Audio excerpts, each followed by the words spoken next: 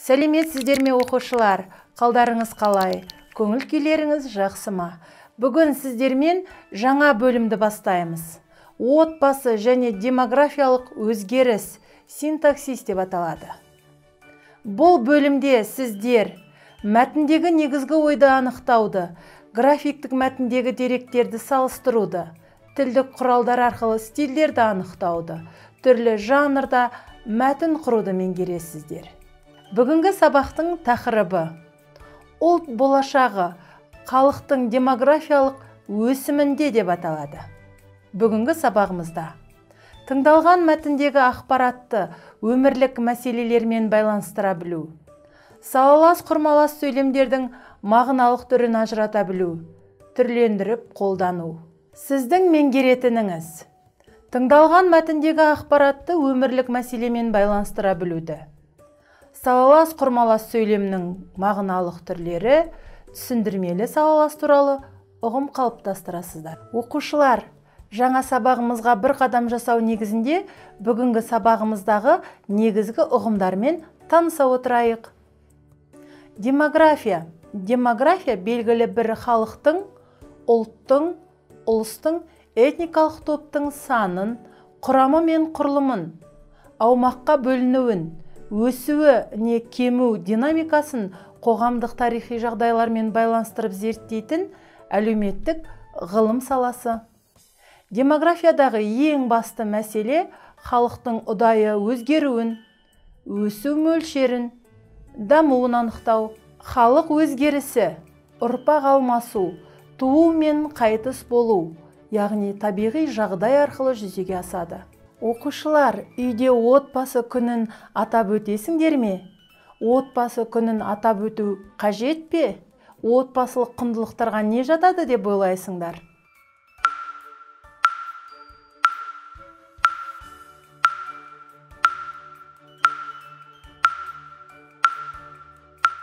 Елбасы Нұрсұлтан Әбішұлы Назарбаевтың жарлығына сәйкес қыркүйек айының 2-ші жексенбісі отбасы күні болып бекітілді.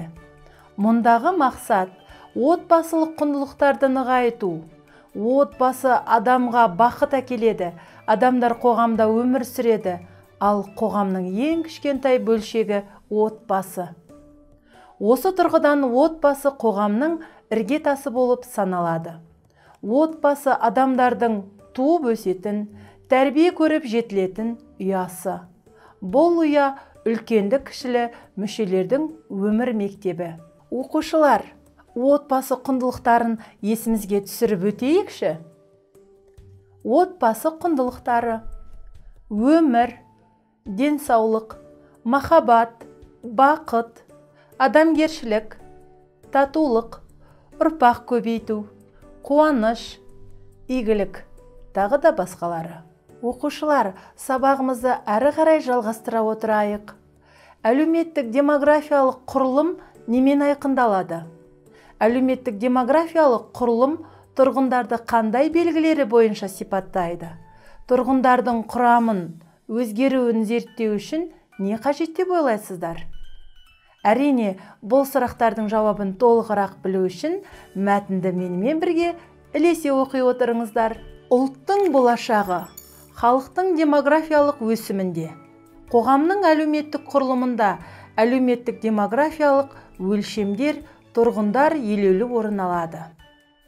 Оған жыныс жастық, отбасылық және генетикалық құрылымы жатады. Бұл құрылымдар бөлек территория бойынша тұрғындардың қалыптасуы мен ұдайы өсу үдерісінің нәтижесі мен шарттары болып саналады. Әлеуметтік демографиялық құрылым бұл туу, қайтыс болу, некелесу, ажырасу, қала мен ауыл мекендері арасындағы тұрғындардың миграциялық алмасуы сияқты құбылыстардың статистикалық параметрлері болып белгіленеді. Белгіленген құрылымның әр қайсысы тұрғындардың жынысы, жасы, отбасы жағдайы, туған жері, белгілі бір жерде тұру уақыты тәрізді белгілері бойынша сипатталады. Тұрғындардың құрамын және оның өзгеру заңдылықтарын зерттеу, қоғамның келешегін бағдарлап, экономикалық, әлеуметтік жоспар құрып, салауатты саясат жүргізу үшін қажет. Тұрғындардың келешегіне демографиялық болжам жасап, демографиялық саясат жүргізу, көп балалы отбасыларға көмек көрсету жолдарын, адамдардың денсаулығын сақтау, тұрғын үйлер салу, тұрғындарды азықпен қамтамасыз ету мәселелерін шешуге көмек көрсете алады. Оқушылар, бүгінгі сабағымыздың ой қазына айдарында салалас құрмалас сөйлемнің түрі, түсіндірмелі салалас туралы ұғым қалыптастырасыздар.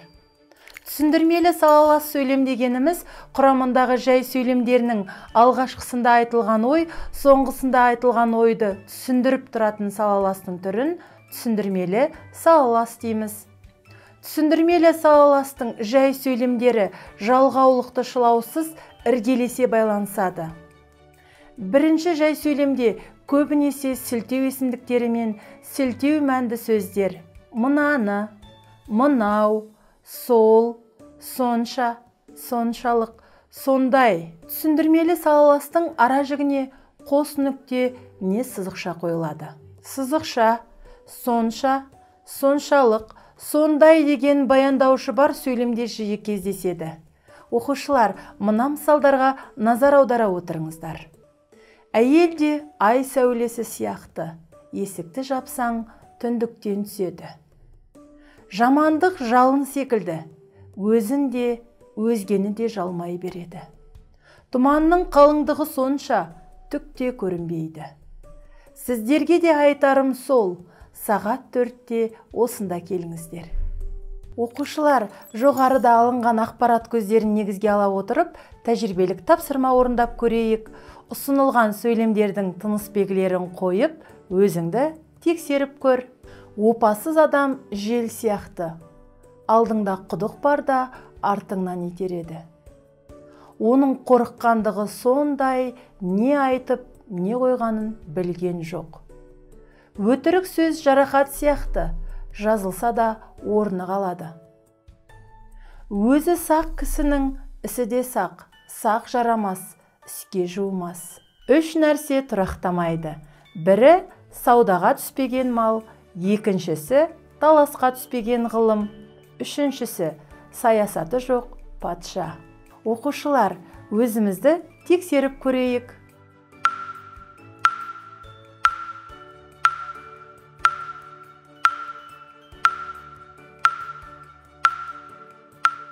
Жарайсыңдар. Оқушылар, бүгінгі сабағымыз осымен аяқталды. Келесі кездескенше сау саламатта болыңыздар.